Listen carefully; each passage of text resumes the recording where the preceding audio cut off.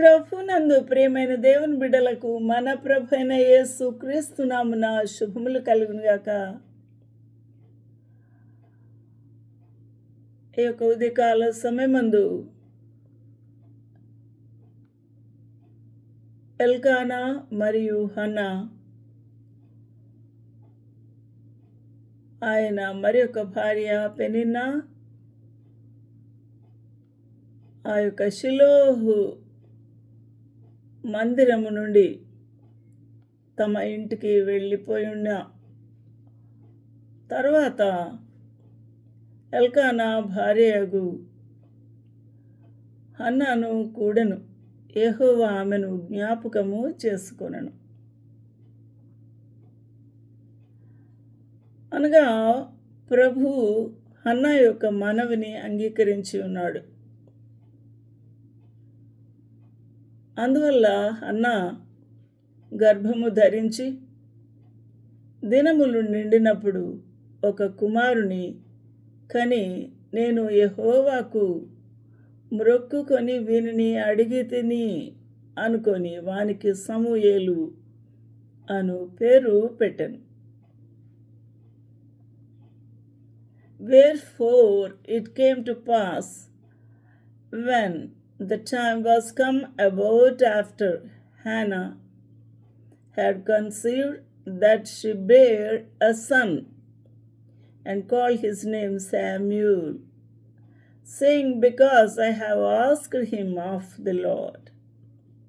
నేను దేవుని వరమడిగి తిని, నేను మ్రొక్కుకున్నాను కాబట్టి ఆ మ్రొక్కుకొనిన బాబుకు సమూయేలు అను పేరు పెట్టి ఉన్నది. మరొక సంవత్సరము వచ్చినప్పుడు యెహోవాకు ఏటేటా అర్పించు బలి అర్పించుటకు మొక్కుబడిని చెల్లించుటకును ఎల్కానా అతని భార్యలు వెళ్ళుట కద్దు. అయితే హన్నా, నేను మ్రొక్కుబడిని చెల్లించుటకు నా బిడ్డ పాలు విడిచి వరకు నేను రాను అని తన భర్తతో చెప్పి ఉన్నది. తన భర్త అయిన ఎల్కానా యెహోవా సన్నిధిని అగుపడి తిరిగి రాక అక్కడనే ఉండునట్లుగా నేను అని తీసుకొని వత్తునని తన పెనిమిటితో చెప్పి వెళ్ళక ఉండెను.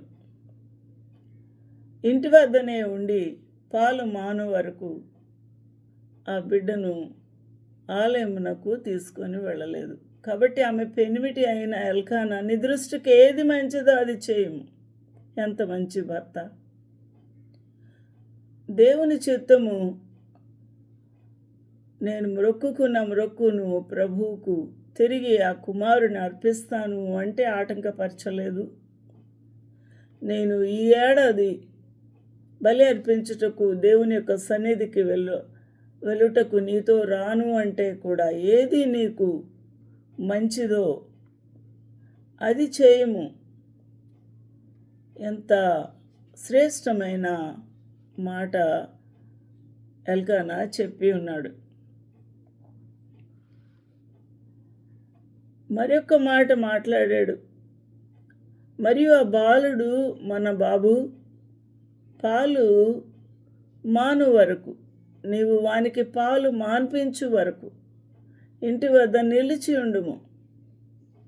యెహోవా తన వాక్యమును స్థిరపరచునుగాక అని ఆమెతో అనెను. ఎంత మంచి దీవెన! పాలు మాన్పించు వరకు బాబును ఇంటి వద్దనే ఉంచు అని. దేవుని యొక్క వాక్యము స్థిరపరచును అనగా ఆయన యొక్క కృప ఆ కుమారుని మీద ఉండబోతుంది అని దీవిస్తూ ఉన్నాడు. ఇలాంటి భర్తలు ఈ దినాల్లో ఉండరు. తన భర్త మాటే వినాలి అంటారు. లేక లేక పుట్టిన కుమారుణ్ణి ఎలాగిస్తాము అని అంటారు. నువ్వు ఒక్కదానివి చెప్పితే సరిపోతుందా, నేను కూడా అంగీకరించాలి కదా అంటారు. నేను షిలోహ్ దేవాలయంకి వెళ్తున్నాను, నువ్వు రాకుండా ఉండిపోతావా అంటారు. ఎన్ని ఆటంకాలు మనసు అంతా వికలం చేసి దుఃఖాక్రాంతురాలుగా మరి బాధించే భర్తలు కూడా ఉంటారు. కానీ ఎల్కానా అటువంటి వాడు కాదు. తన శ్రేష్టమైన దేవుని చిత్తమును ఎరిగిన వాడై దేవుని చిత్తం నెరవేర్చుటలో తన భార్య దేవునికి మొక్కుకున్న విధంగానే మొక్కుకొనుటకు ఆమె వేచి ఉన్నది కాబట్టి ప్రభువు కృప అనుగ్రహము ఉండునుగాక అని దీవిస్తూ ఉన్నాడు. నువ్వు పాలు మాన్పించు వరకు ఇంటి వద్దనే ఉండుము. నీకు నీ దృష్టికి ఏది ఉత్తమము అని నీకు తోచితే ఆ విధంగా చెయ్యు అని తన భార్యకు స్వాతంత్రం ఇచ్చిన గొప్ప భర్త ఎల్కానా.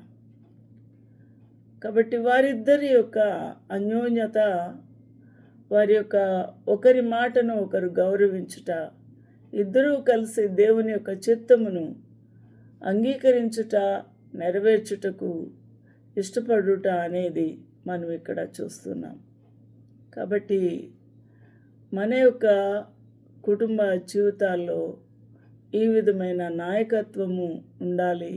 ఇటువంటి చొరవ తీసుకున్న భార్యగా ఒక బిడ్డకు మొక్కుకున్న ఆ మొక్కును తీర్చుటకై ప్రయాసపడే ఒక తల్లిగా ఉండాలని ప్రభు మనతో మాట్లాడుతూ ఉన్నాడు. కాబట్టి పాలు మాన్పించిన తర్వాత ఆమె చేసిన కార్యము మనం చూసినప్పుడు, చిన్నవాడై ఉండగా ఆమె బాలను ఎత్తుకుంది. 3 కోడలను, తూమెడు పిండిని, ద్రాక్షారసపు తిత్తిని తీసుకొని షిలోహులోని మందిరమునకు వచ్చింది. దేవునికి బలి అర్పించుటకు 3 కోడలను తీసుకొని వచ్చింది. దేవునికి మహిమ కలుగునుగాక.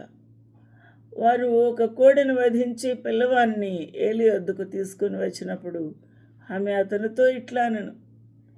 యాజకుడు ఏలీతో మాట్లాడుతూ ఉంది, నా ఏలినవాడా, నా ఏలిన వాని ప్రాణము తోడు, నీ యొద్ద నిలిచి యెహోవాకు ప్రార్థన చేసిన స్త్రీని నేనే.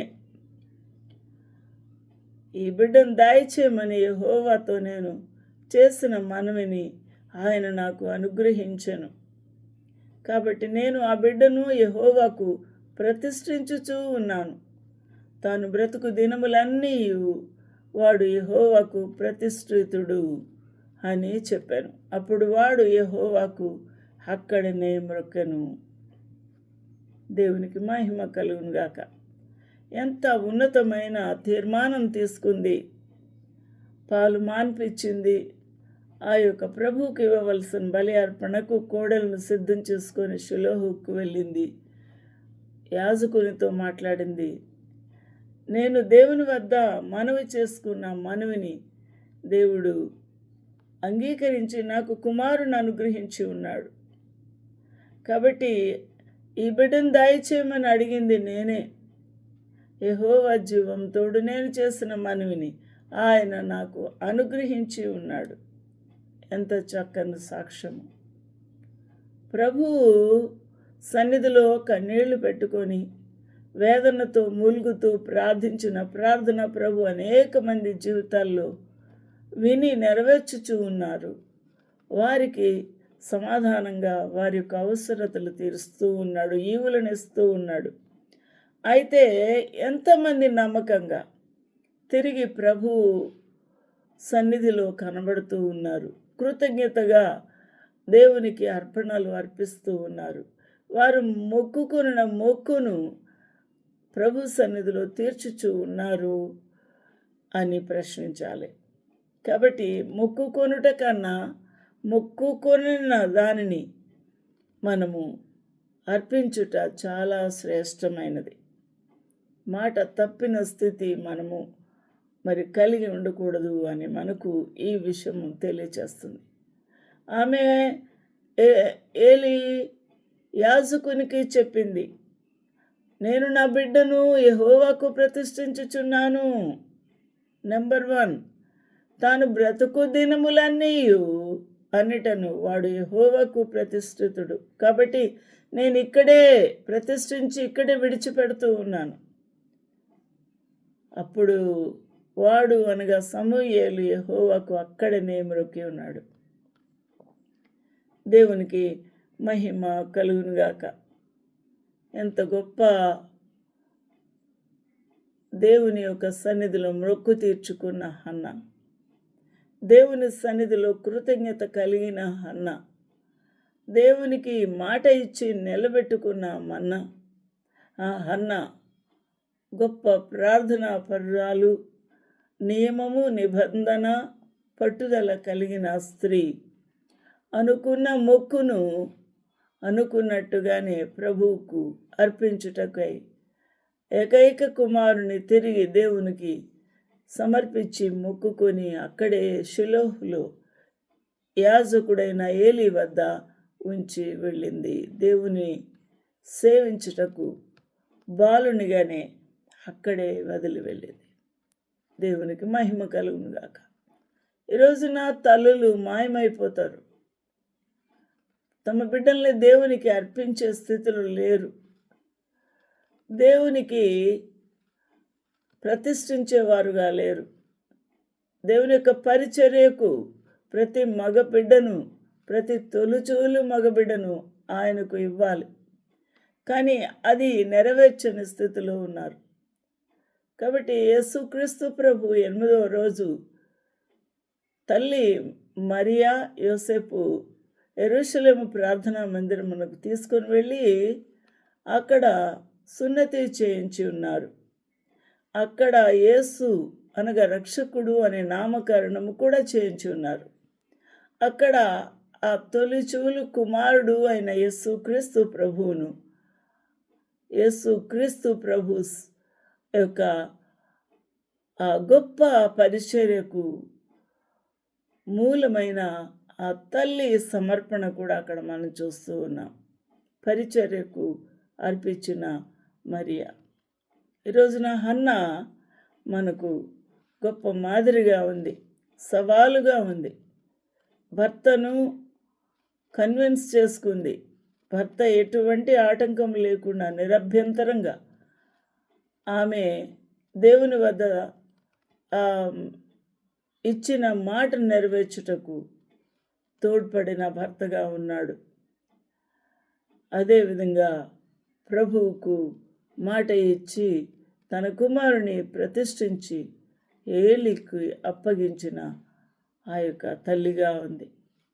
ఎంత మధురమైన ఈ బాధ్యత, ఎంత కఠినమైన నిర్ణయం తీసుకుందో, ఎంత మహిమాకరము, దేవునికి ఇంపైన సువాసనగా తన యొక్క అర్పణ ఉందో చెప్పలేని స్థితిలో మనం ఉన్నాం.